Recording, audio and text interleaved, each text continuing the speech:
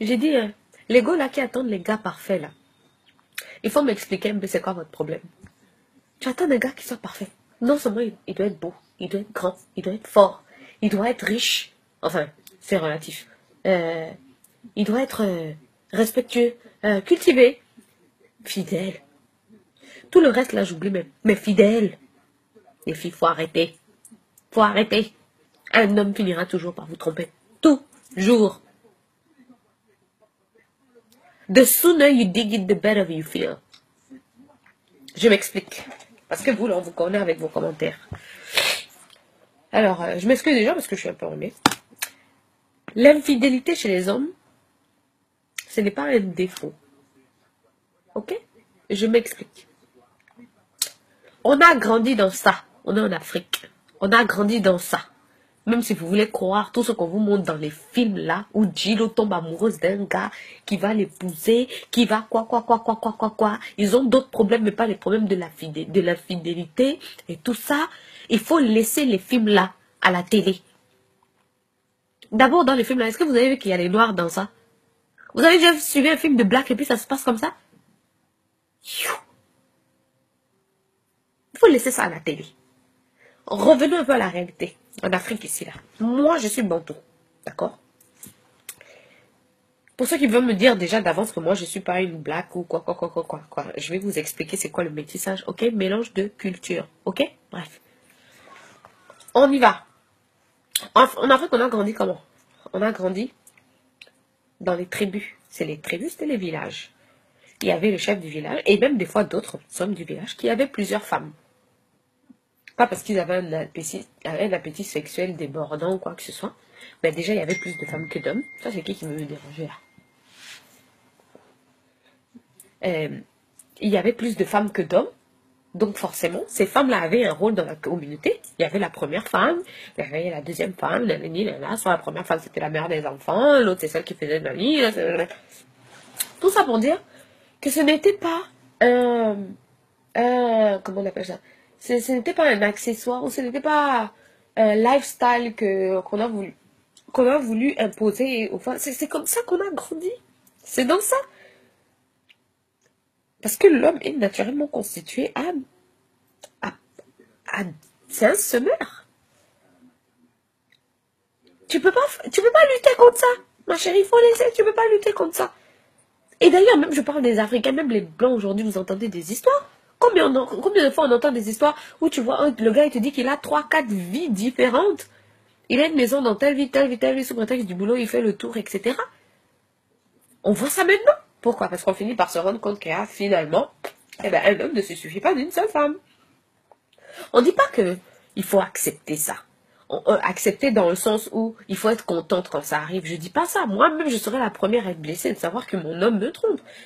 Mais je veux dire, j'ai d'autres priorités dans ma vie. Tout dépend du sens que je veux donner à ma relation, de l'évolution que je veux donner à ma relation. Je ne peux pas laisser mon homme parce que mon homme m'a trompé. C'est pas possible. Si je suis mariée, j'ai des enfants, on a une maison, nos familles sont liées, on a une histoire. Je ne peux pas laisser mon homme parce qu'il m'a trompé. Ce que je vais sacrifier là, c'est trop gros pour ça. C'est trop gros. Moi, je vous dis la vérité.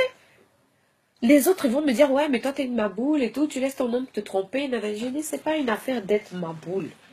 C'est une affaire de, ça arrivera tôt ou tard. Quelles sont tes priorités? Tu veux trouver un homme parfait? Ça n'existe pas. Et même si tu le trouvais, il est déjà pris. Tu veux faire quoi? Ton mari, tu as souffert pour lui. Tu as donné les enfants. Ta vie, tu as sacrifié tout pour lui. Si ton mari te respecte, ces histoires qu'il fait dehors là, ne met pas en péril votre relation, votre couple. Ma chérie, tu vas quitter tout ça là pour ça. Les hommes aussi, il faut assumer un peu votre polygamie. Si tu veux une deuxième femme, tu veux voir ta femme, tu t'assumes, comme tu veux, tu as les couilles, tu veux montrer, tu t'assois, tu dis voilà, j'avais une deuxième femme. Et on parle. Avant, au village, ils faisaient comment? On allait demander la permission à la première femme pour épouser la deuxième. Ça, c'est depuis la nuit des temps. Ce n'est pas moi qui invente ça. Hein? Mais puisque vous ne voulez pas assumer votre polygamie, il faut respecter vos femmes. Ne pas vous afficher. Faire en sorte que celle qui est dehors, là, elle respecte votre femme. Moi, j'avais déjà fait une vidéo là-dessus, la celle qui vient gâter les mariages des autres, là. Tu ne peux pas rester dans ta place tranquillement, toi, tu viens emmerder le monde. Margot, si on t'emmerde pas, il faut pas écouter tout ça. Il faut pas ils les laissent, les hommes. C'est des animaux. C'est des cannibaux. Cannibales, quoi. Mais au pluriel. Tu vas laisser tout ça? Et en plus, tu as vu les tentations qu'il y a dehors aujourd'hui, les grosses fesses, les faux cils, les tissages, tout ça. Les filles se ressemblent toutes à Kim Kardashian, mais c'est pas possible, tu peux pas. Tu ne peux pas lutter contre ça, ça finira toujours par arriver. En plus, quand tu vas commencer à prendre un peu de l'âge, là, il va se rendre compte que tes seins sont plus comme papaye, tu vois. Il va maintenant regarder les vrais durs, là. Il sera obligé de regarder à un moment donné. Et qu'est-ce qu'il y a ta vie déjà passé tout ça? Tu vas laisser ton mari parce que... En tout cas, chacun ses priorités, hein. Moi, mon mari même, il fait mes enfants. Il s'occupe de mes enfants, ma maison est payée, on ne manque de rien, il y a de l'argent dans le compte, il y a les voitures au parking, les machins, de quoi.